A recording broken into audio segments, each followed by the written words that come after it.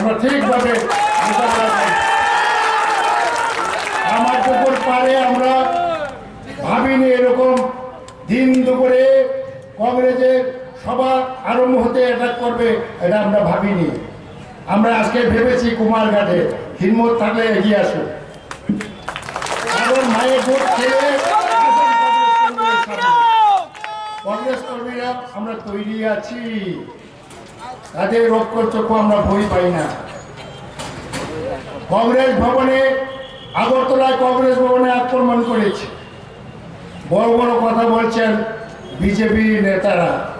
বলেন তো, একটা পিঁপড়াকে যদি আপনি আঘাত করতে চান, পিঁপড়াতে কামড় দেবে।